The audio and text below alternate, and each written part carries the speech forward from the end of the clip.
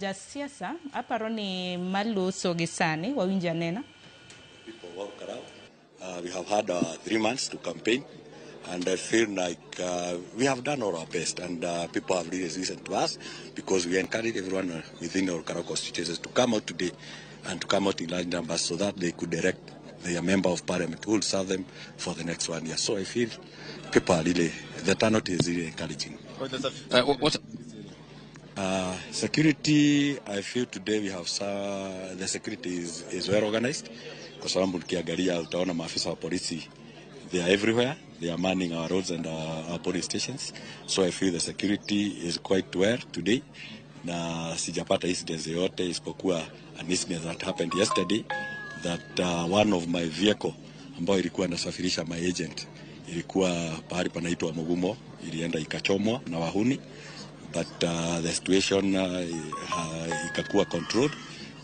Other than that incidents that happened yesterday night where my vehicle was burned, sijapata incidents zingine, but of course today's morning I have had some 2 other incidences whereby I have had some individuals wenye wanapeana pesa huku kwa polling station, and I'm calling the IEBC to investigate the issue because I have heard from my people ya kwamba kuna watu walikuwa kwa police station kadhaa ambao wanajaribu kuhonga wapiga kura katika police station zetu, but I believe IEBC will take the action against those individuals who are trying to bribe our people so that we can have free and fair elections today.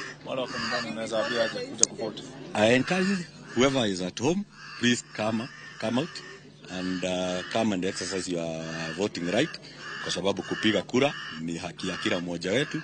Mimi ningewahimiza, ingawa ninaona ya kwamba wananchi wetu wamejitokeza vizuri, lakini pia tungetaka the turnout to be good.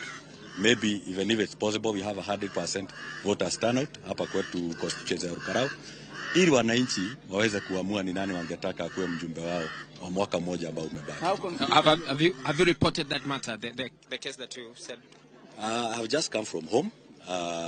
Ndio nimetoka nyumbani, and as you know, I'm a law abiding citizen. I'll take the necessary action. Kama ni kuripoti nitaenda ni report so that action can be taken, kwa sababu sitaki kuiongea tu kwa mdomo. I want to take action. Even the last time that my banners were pulled down, I took the action and reported the matter to the police and the agencies that are concerned with the investigation, kwa sababu mimi ni mwananchi ambaye anapenda sana kufuata sheria, sio mambo tu ya kuongea.